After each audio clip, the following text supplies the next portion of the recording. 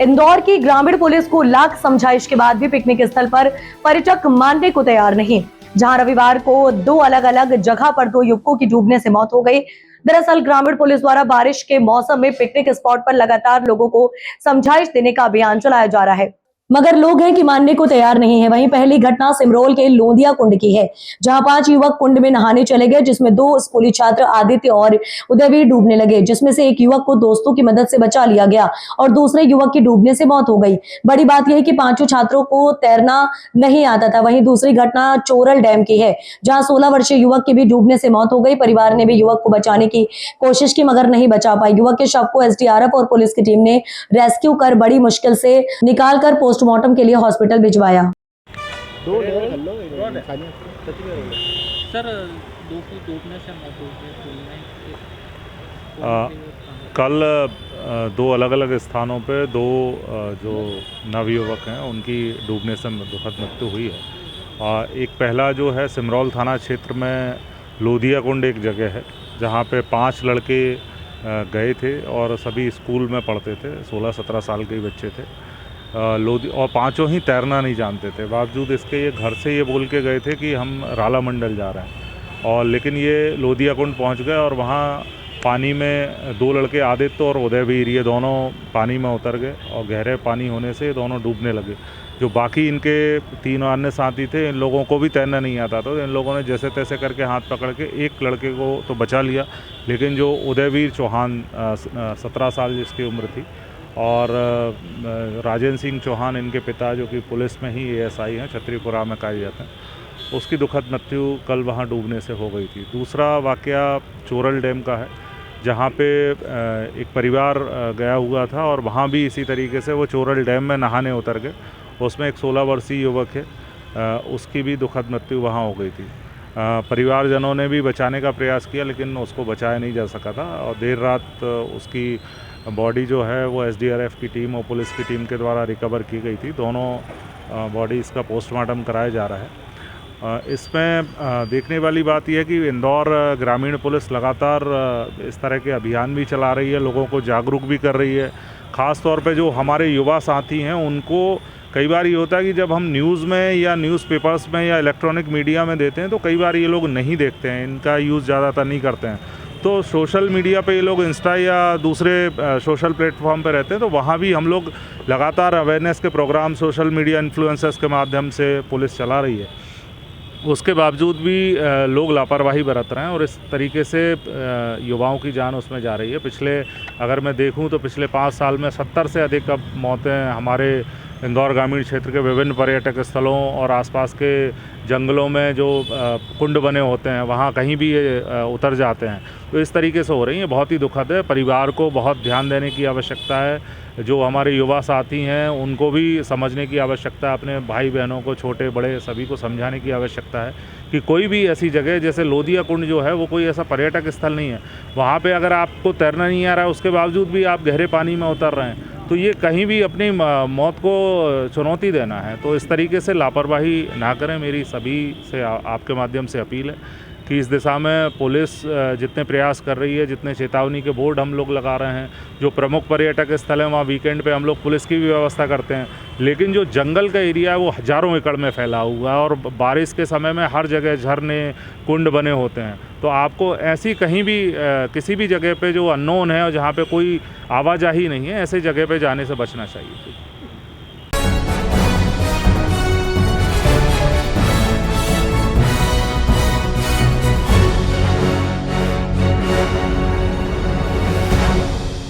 अलीराजपुर में गौ माता को राष्ट्र माता का दर्जा दिलाने की मांग को लेकर सैकड़ों गौ भक्तों ने गौ सम्मान यात्रा निकालकर अपनी आवाज बुलंद की। राजवाड़े से शुरू हुई यह यात्रा शहर के प्रमुख मार्गों से होते हुए कलेक्टर कार्यालय पहुंची। यात्रा में बड़ी संख्या में महिलाएं और पुरुष गौ भक्त शामिल हुए। हाथों में तख्तियां लेकर पैदल मार्च कर रहे श्रद्धालुओं ने गौ माता को राष्ट्र माता। गौरक्षकों ने बताया कि गौ संरक्षण को लेकर देशव्यापी चेतना अपने चरम पर है। अप्रैल माह में भी विशाल रैली निकाली गई थी।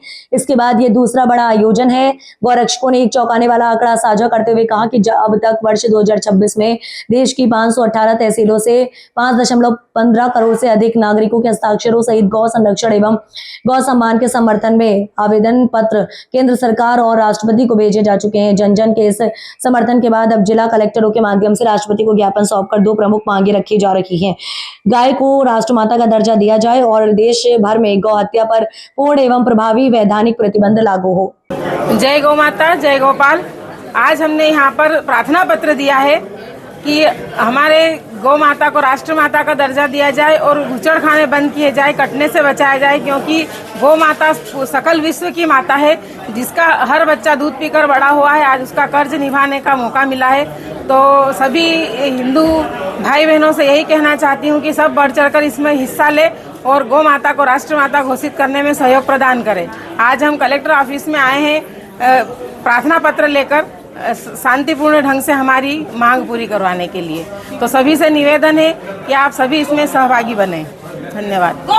पूरे हमारे राष्ट्र के संतों द्वारा एक अभियान चलाया गया गौ सम्मान अभियान के, और गौ सम्मान के जो माता को राष्ट्रीय माता घोषित किए जाने के सम्मान में हमने एक प्रार्थना पत्र, निवेदन पत्र कलेक्टर महोदय को देश के राष्ट्रपति एवं देश के प्रधानमंत्री एवं मध्य प्रदेश के राज्यपाल तथा मध्य प्रदेश के मुख्यमंत्री को 1,92,000 हस्ताक्षर युक्त हमने दस्तावेज और जो भी हस्ताक्षर हुए थे हमारे जो आवेदन पत्र, वो हमने पेन ड्राइव में कर दिए हैं, ताकि वो प्रधानमंत्री और राष्ट्रपति से हमारा यही निवेदन है कि गौ माता को राष्ट्रीय माता घोषित किया जाए एवं गौ हत्या पूर्ण रूप से प्रतिबंध हो। एक ऐसा कानून बनाया जाए जिससे राष्ट्रमाता घोषित हो तथा गौ हत्या पर पूर्ण रूप से प्रतिबंध लगे। गौ माता की सेवा, सुरक्षा एवं सम्मान का यथोचित कार्य शासन द्वारा किया जाए। इस बात की हमने एक प्रार्थना पत्र कलेक्टर महोदय को दिया है। मैं यही कहना चाहूँगा कि प्रधानमंत्री, राष्ट्रपति सुन ले गौ भक्तों का ऐलान, गौ माता को राष्ट्रीय माता घोषित करे। गौ माता की जय। और मैं आज पुलिस प्रशासन और गौ भक्तों ने ये आयोजन कर और पूरी रैली के रूप में पधारे हैं तथा सभी लोगों का जो प्रत्यक्ष अप्रत्यक्ष रूप से, उन सभी का मैं श्री राम गौशाला समिति की ओर से धन्यवाद प्रेषित करता हूं एवं सभी का आभार व्यक्त करता हूं। गौ माता की जय। आज गौ सम्मान अभियान आह्वान के तहत आज द्वितीय चरण में 27 जुलाई को अलीराजपुर जिले में गौ माता को राष्ट्रमाता, गौ माता को सम्मान मिले, गौ हत्या बंद हो, गौ माता के लिए कानून बने, इसलिए एक पूरे केंद्र में पूरे जो है एक प्रकार से प्रार्थना पत्र दिया जा रहा है। ये द्वितीय चरण में अलीराजपुर जिले से 1,92,000 हस्ताक्षर के साथ दिया जा रहा है। यह पूरे देश में 40 करोड़ हस्ताक्षर के साथ ज्ञापन दिया जा रहा है। गौ माता को राष्ट्रमाता का सम्मान मिले। अगर हमारा ये द्वितीय चरण है कलेक्टेड में प्रार्थना पत्र देने का, अगर ये द्वितीय चरण में हमारी बात नहीं मानी जाती है, गौ माता को सम्मान नहीं मिलता है, तो तीसरा चरण जो है 27 अक्टूबर को पुनः राजधानी केंद्र में पूरे देश के अंदर प्रार्थना पत्र देकर शांतिपूर्ण तरीके से मांग की जाएगी केंद्र सरकार से, गौ माता को राष्ट्रमाता का दर्जा मिले, गौ हत्या बंद हो। इसी जय गौ माता की।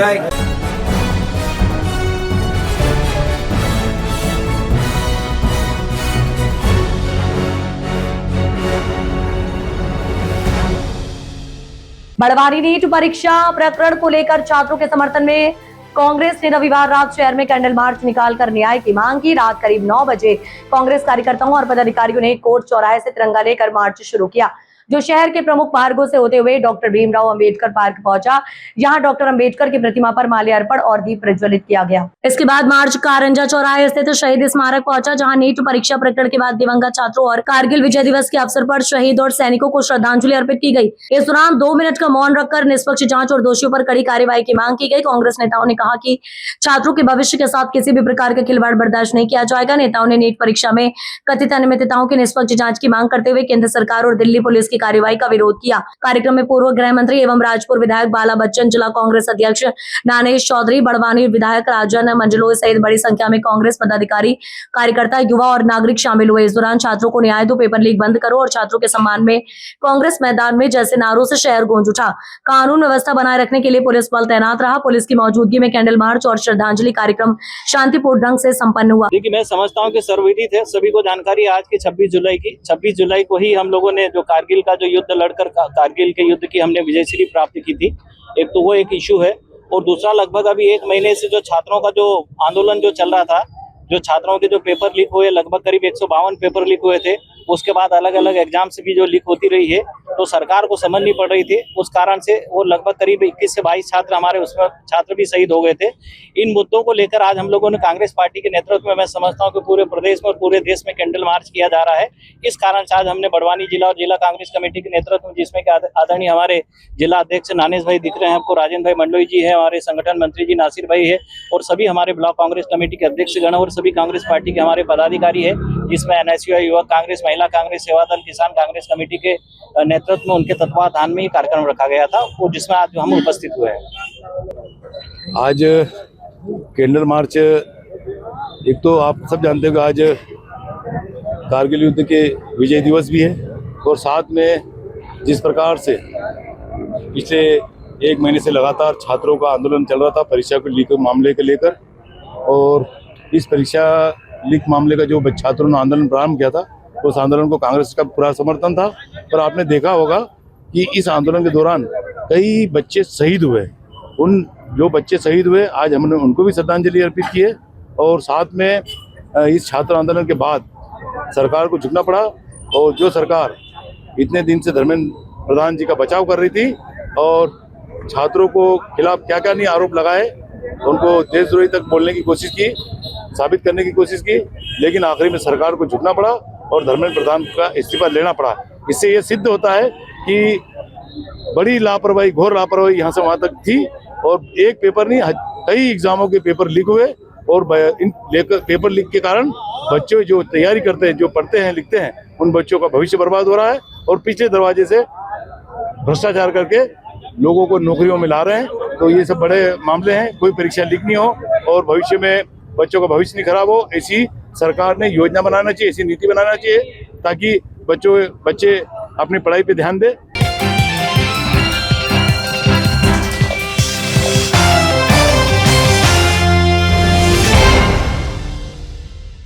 अलीराजपुर पुलिस ने खेल के जरिए दिया नशे से दूरी का संदेश। कॉलेज ग्राउंड पर पुलिस की नशे के खिलाफ अनोखी पहल। कॉलेज ग्राउंड से पुलिस विभाग ने साफ संदेश दिया, नशे को कहें ना, खेलों को कहें हाँ, नशे से दूरी है जरूरी। नशे से दूरी है जरूरी अभियान के तहत अलीराजपुर जिला मुख्यालय पर पुलिस विभाग की ओर से अनूठी पहल की गई। युवाओं और आमजन को नशे से दूर रहने का संदेश देने के लिए कॉलेज ग्राउंड में फ्रेंडली क्रिकेट टूर्नामेंट का आयोजन किया गया। खेल के मैदान से पुलिस ने दिया नशे के खिलाफ जागरूकता का संदेश। इस दौरान पुलिस अधिकारियों और खिलाड़ियों ने लोगों से नशे से दूर रहने की अपील की। एसपी रघुवंश सिंह भदौरिया ने कहा कि नशा केवल व्यक्ति को ही नहीं बल्कि पूरे परिवार को प्रभावित करता है। नशे की वजह से परिवार में कलह पैदा होती है और सामाजिक जीवन भी प्रभावित होता है। उन्होंने कहा कि पुलिस का उद्देश्य केवल कार्रवाई करना नहीं बल्कि लोगों को जागरूक कर नशे से दूर रखना भी है। एसपी ने आमजन से अपील करते हुए कहा कि नशे से दूरी बनाएं और अपने परिवार को खुशहाल बनाएं, खेलों से जुड़े स्वस्थ रहें और समाज को नशा मुक्त बनाने में अपना योगदान दें। कॉलेज ग्राउंड से पुलिस विभाग ने साफ संदेश दिया, नशे को कहें ना, खेलों को कहें हाँ, नशे से दूरी है जरूरी। नशे से दूरी है जरूरी, ये पॉइंट 2 अभियान माननीय डीजीपी साहब के निर्देशन में पूरे मध्य प्रदेश में चलाया जा रहा है। इसमें खासकर नारकोटिक्स ड्रग्स के चंगुल में जो लोग फंस जाते हैं और उसकी जो उससे काफ़ी नुकसान होता है उस व्यक्ति का भी, उस परिवार का और समाज का, इससे मुक्त दिलाने के लिए अभियान पूरे मध्य प्रदेश में चलाया जा रहा है। इसी क्रम में अलीराजपुर जिले में भी लगातार इस कार्यक्रम को चलाया जा रहा है। गांव-गांव जाकर, मोहल्लों में जाकर हम लोग सबको प्रेरित करने का प्रयास कर रहे हैं कि वो नशे से दूर रहें और नशे के नुकसान से बचें। इसी क्रम में आज यहाँ एक फ्रेंडली क्रिकेट मैच का एक आयोजन किया गया है, और इसके माध्यम से भी हम चाहते हैं कि लोग, नए युवा पीढ़ी जो है वो खासकर जागरूक हो और ये जो स्मैक, चरस, इन चीज़ों में, गांजे में जो फंस जाते हैं, इनसे दूर रहें। Thank you.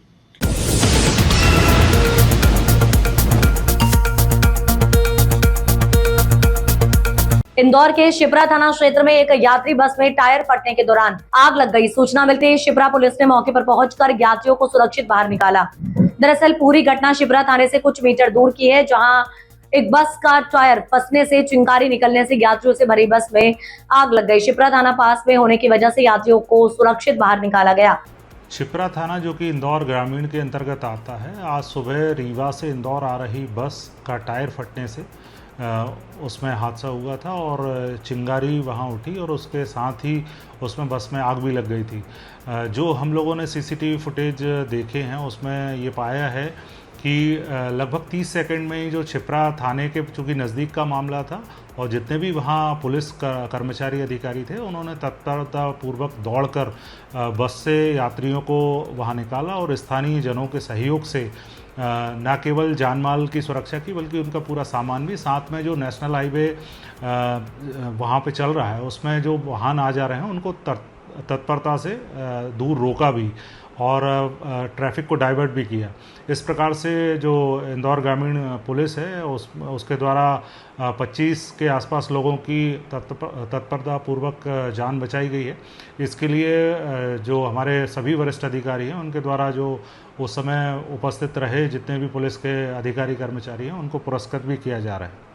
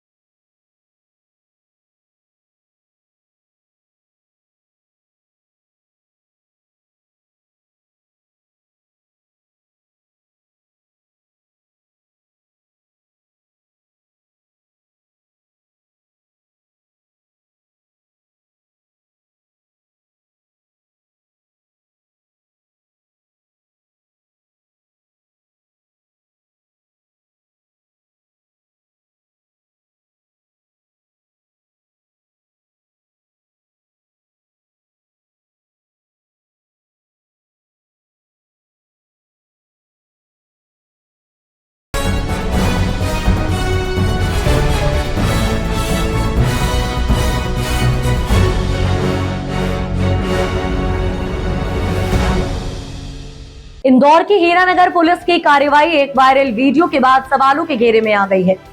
वीडियो में दावा किया गया है कि जिन दो आरोपितों को घायल बताकर हाथ पैर में प्लास्टर बांधकर जुलूस निकाला गया था, उन्होंने जेल पहुंचने से पहले प्लास्टर खोलकर झाड़ियों में फेंकते हुए वीडियो सामने आने के बाद पुलिस की कार्यप्रणाली पर सवाल उठ रहे हैं। पुलिस द्वारा पूरे मामले को लेकर एक जांच कमेटी गठित करने की बात कही जा रही है। दरअसल पूरा मामला इंदौर के हीरानगर थाना क्षेत्र का बताया जा रहा है। गिरफ्तार आरोपितों की पहचान मयंक और शोभित के रूप में हुई है। पुलिस ने गिरफ्तारी के दौरान दावा किया था कि दोनों को गिरने से चोट लगी थी, इसलिए उनके हाथ पैर में प्लास्टर बंधा था। इसके बाद दोनों का जुलूस भी निकाला गया, जिसमें पुलिसकर्मी उन्हें लेकर सड़कों पर घूमते दिखाई दिए। दरअसल वायरल वीडियो में दिखाई दे रहा है कि जेल परिसर के बाहर पहुंचने के बाद दोनों आरोपित कथित रूप से अपने हाथ पैर की पट्टियां खोलकर झाड़ियों में फेंकते हुए नजर आ रहे हैं। पूरा घटनाक्रम किसी व्यक्ति ने मोबाइल कैमरे में रिकॉर्ड कर लिया। वीडियो सोशल मीडिया पर वायरल होने के बाद पुलिस की कार्रवाई पर सवाल खड़े हो गए। वीडियो में यह आरोप भी लगाया गया है कि फर्जी प्लास्टर बांधने और मारपीट से बचाने के बदले 20,000 लिए गए। हालांकि इस आरोप की जांच की बात पुलिस द्वारा की जा रही है। वायरल वीडियो में हीरानगर एडिशनल डीसीपी ओम प्रकाश ने कहा कि वीडियो उनके संज्ञान में आया है और पूरे मामले की जांच कराई जाएगी। जांच के बाद जो भी तथ्य सामने आएंगे उसके आधार पर आगे की कार्रवाई की जाएगी। ये 23 जुलाई 2026 को हमारे संज्ञान में एक प्रकरण आया था जिसमें दो लड़के मारपीट और तोड़फोड़ कर रहे थे। तो उसके पश्चात हमने थाना हीरानगर में ही FIR नंबर 780/2026 कायम किया था। उसके पश्चात उनको 170 BNSS के तरफ प्रतिबंधात्मक कार्रवाई करते हुए जेल भी भेजा गया था।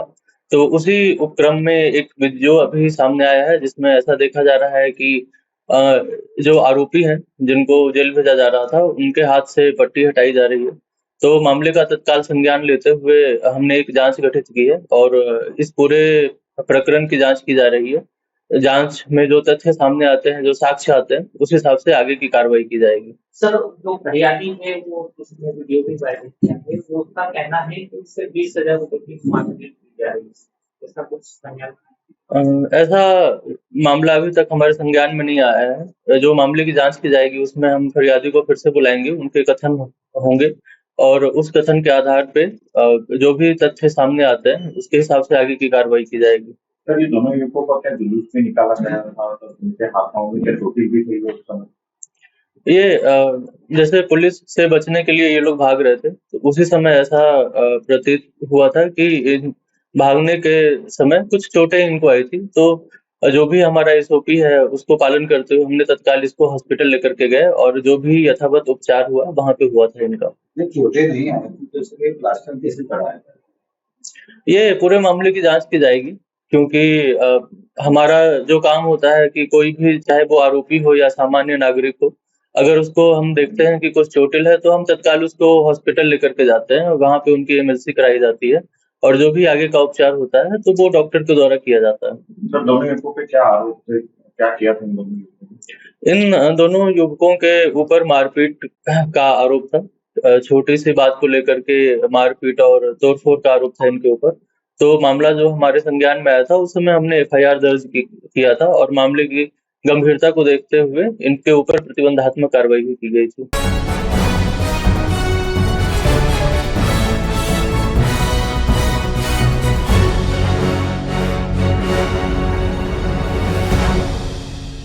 इंदौर के संयोगितागंज स्थित डाक कुंज कॉलोनी में पोस्टल असिस्टेंट उर्मिला सैनी की निर्मम हत्या के मामले में पुलिस जांच जैसे जैसे आगे बढ़ रही है वैसे वैसे बेहद चौंकाने वाले और विवाद से खुलासे हो रहे हैं। पुलिस को जांच के दौरान गंजबासौदा थाना क्षेत्र के एक खेत से कटा हुआ सिर मिला है जिसके उर्मिला सैनी के पति अखिलेश सैनी का होने की प्रबल आशंका जताई जा रही है।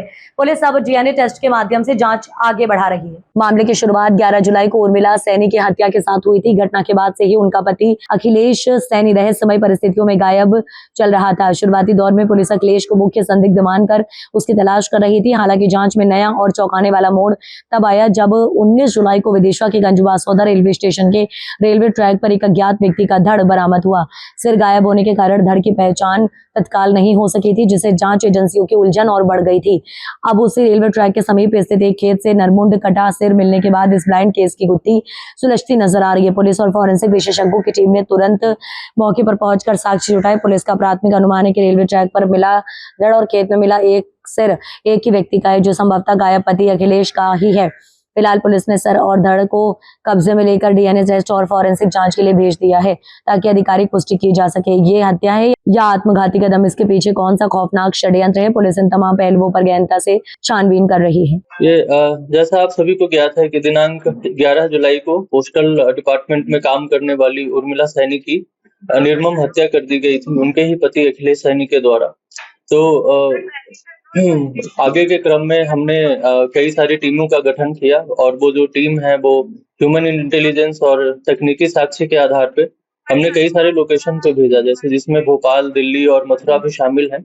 उसके बाद दिनांक 19 जुलाई को जिला विदिशा में थाना गंजबासौदा है, वहां पे एक सर कटा हुआ शव हमें बरामद हुआ था जिसके पास से हमें सुसाइड नोट और उसके पहनावे और उसके जो बर्थ मार्क्स हैं उनके हिसाब से हमने अखिलेश सैनी की पहचान की थी। इसी उपक्रम में कुछ दूर आगे खेत में दिनांक 24 जुलाई को हमें एक कटा हुआ सर बरामद हुआ है विदिशा पुलिस के द्वारा। तो मामले की तहकीकात की जा रही है। अभी चूंकि काफी समय हो गया है इसलिए वो पहचान के योग्य नहीं है, फिर भी जो डीएनए एनालिसिस के आधार पे आगे देखा जाएगा कि ये सर अखिलेश सैनी का है कि नहीं। सर क्या डीएनए क्या जा रहे हैं ट्रेन से कारण चूंकि इस बात को काफी समय हो गया है तो अभी इसकी पुष्टि करना मुश्किल है, पर हम डीएनए एनालिसिस कर रहे हैं तो आगे के 1-2 सप्ताह में इसकी पुष्टि होने की संभावना है।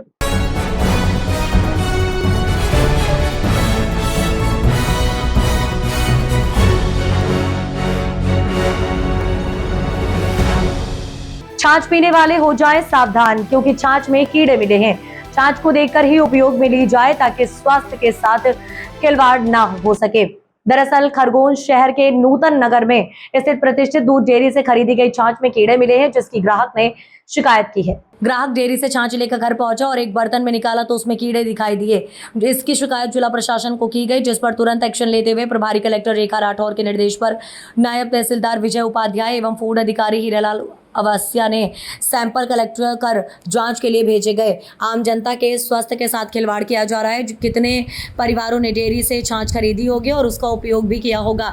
ग्राहक चेतन शर्मा ने बताया कि डेयरी से 1 लीटर छाछ ली गई थी जिसमें जीवित कीड़े दिखाई दिए। के साथ आज क्या हो गया है?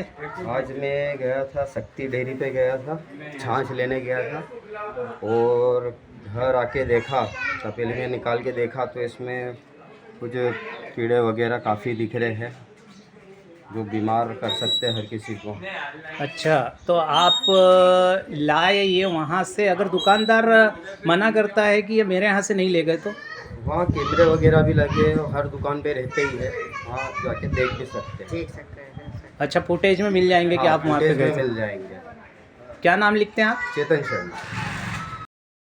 शहर के एक पुराने दूध डेयरी पर आप आज आए, क्या मामला है?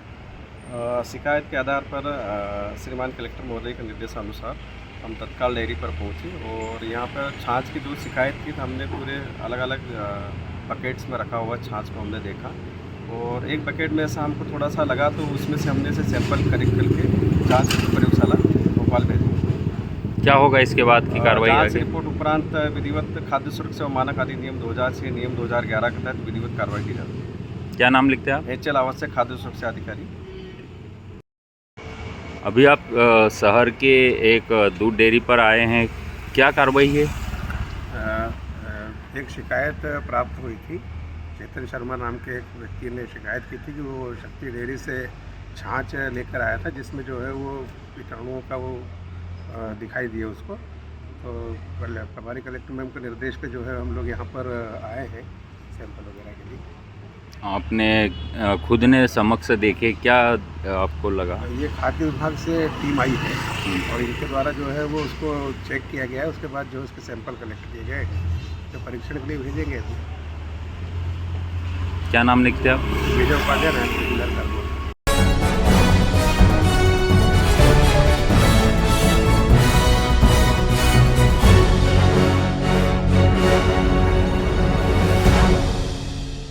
अंजड़ के बस स्टैंड स्थित पीएम श्री एकीकृत शासकीय कन्या उच्चतर माध्यमिक स्कूल से आज सोमवार दोपहर 12 बजे के दरमियान पर्यावरण जागरूकता रैली का नगर के मुख्य मार्ग पर आयोजन किया गया, जिसमें राष्ट्रीय सेवा योजना, स्काउट गाइड एवं रेड क्रॉस की छात्राओं ने बैनर, पोस्टर और नारों के माध्यम से आमजनों को पर्यावरण संरक्षण को लेकर जागरूक किया गया। स्कूल परिसर से शुरू हुई ये जागरूकता रैली में कक्षा 9वीं से लगाकर कक्षा 12वीं तक की छात्राओं और स्कूल स्टाफ ने भाग लिया। वहीं इस दौरान यातायात व्यवस्था की व्यवस्थाओं के दृष्टिगत पुलिस प्रशासन मुस्तैद रहा। अंजड़ से देवेंद्र यादव की रिपोर्ट। ये जिला कार्यालय से गुरु पूर्णिमा पखवाड़ा चल रहा है, उसका आज 11वां दिन था और उसमें आज स्वच्छता अभियान एवं जन जागरूकता रैली निकालना थी। तो साथ में हमने पर्यावरण जागरूकता की रैली भी निकाली गई, जो कक्षा 9 से 12 के समस्त बच्चों की रैली थी, जो अंजड़ शहर के मध्य से निकाली गई। सर, स्कूल से कहाँ तक बच्चों की रैली गई थी और नगर की किन किन संस्थाओं ने आपके सहयोग में साथ रहे? यहाँ पर रैली जो है वाचनालय तक गई थी, गांधी वाचनालय तक, और वहाँ से रिटर्न हुई थी। और इसमें नगर परिषद के सदस्य थे और उसके साथ में यहाँ पर एक पहाड़ी, सरस्वती पहाड़ी पे पहले पौधारोपण हुआ था। अब एक ओम पर्वत नया है, उस पर पौधारोपण जारी हो रहा है। तो वहाँ की समिति भी आई थी, उनके सभी सदस्य आए थे ताकि बच्चों को पर्यावरण के बारे में जागरूक करने के हिसाब से पौधारोपण किया जाए। जी।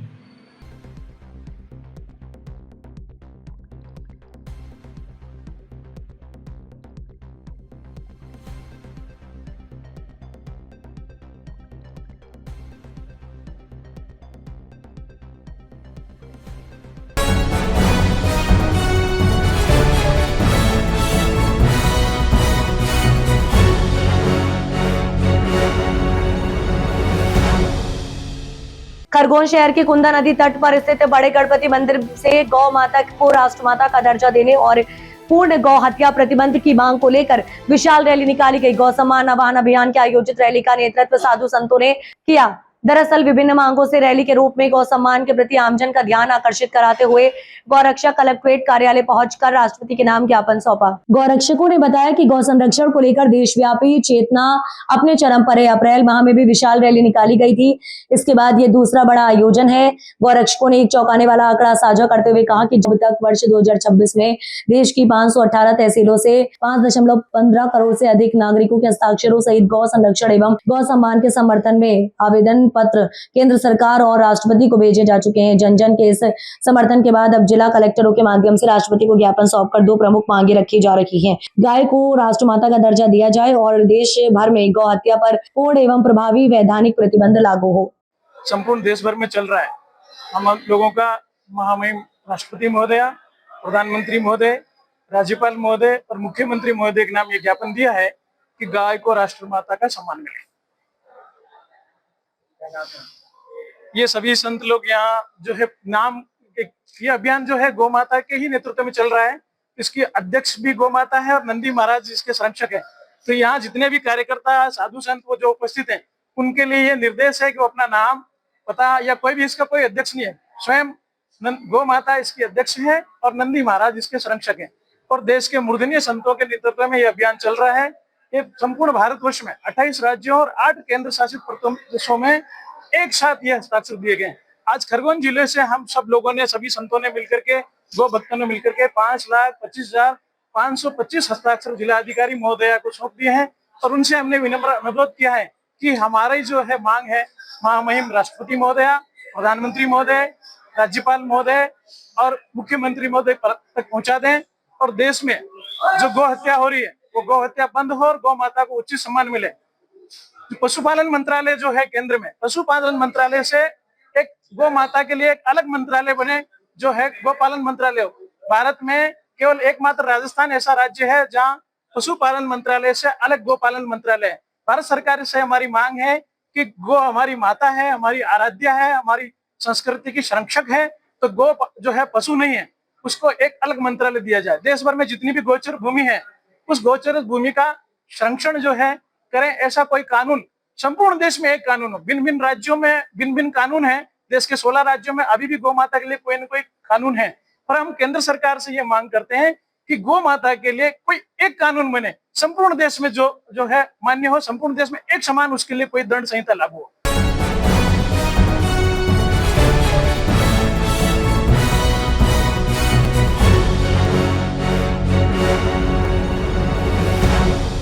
खबरों में आगे बढ़ते बात करते हैं शाजापुर जिले की। शाजापुर जिले में एसपी ने ली बड़ी बैठक, क्राइम मीटिंग में दिए सख्त निर्देश, बेहद और प्रभावी पुलिसिंग को लेकर करे काम।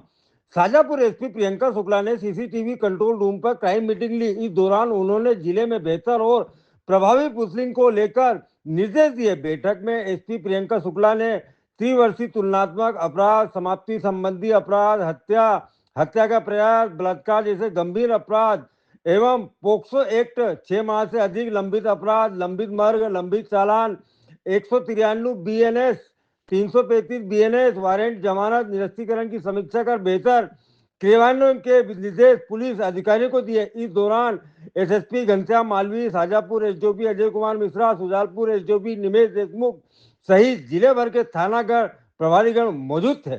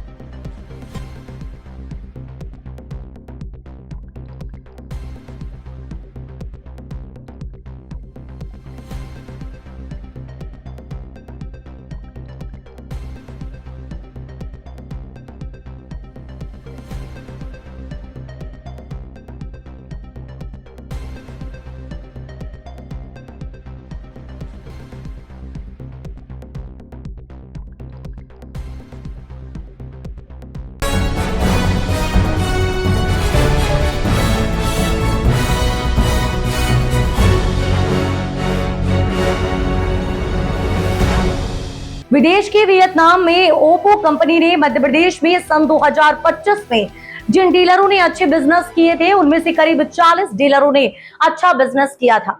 उन्हें वियतनाम में आज छठे दिन शहर हनोई के होलोंग बे क्रूज के समुद्र में जहाजों व बोट द्वारा भ्रमण कराया, अन्य गतिविधियां किया गया। दरअसल आपको बता दें, अन्य गतिविधियां कायाकिंग, बेबो बोट, स्विमिंग, केव आदि अनेक गतिविधि करवाई गई। ओप्पो कंपनी के सभी डीलरों को वीआईपी सुविधा उपलब्ध कराई गई। इस टूर के ओप्पो कंपनी के सेल्स डायरेक्टर अश्विन जी का सभी डीलरों ने सम्मान किया और धन्यवाद दिया और ओप्पो कंपनी मध्य प्रदेश में एक नंबर आने से डीलरों ने ओप्पो नंबर 1 के नारे लगाए। डीलरों ने बताया कि अश्विन जी के प्रयास से डीलर ने कहा कि ओप्पो कंपनी को एक नंबर बनने में इनका सबसे बड़ा योगदान रहा है। ये टूर 7 दिनों का रखा गया था। वियतनाम के सापा हनोई में डीलरों की फैमिली सहित इस टूर में आनंद लिया। इस टूर में Oppo company sales director Ashwini Nagarji sir, Felix sir, Albert sir, Lyndon sir ने डीलरों का अवार्ड देकर सम्मानित भी किया था। इस अवसर पर घनश्याम पिंजियानी, अनिल जैन, मुदित जैन, रोहित जैन, ओम प्रकाश पानसरे आदि ओप्पो कंपनी के डीलरों ने धन्यवाद दिया। इस अवसर पर Oppo company sales director Ashwin ji sir का आभार माना। इस अवसर पर ओप्पो कंपनी के अधिकारी नीरज कुकरेजा, अभय भावसार, प्रियंका पांडे सहित कई लोगों का सहयोग रहा।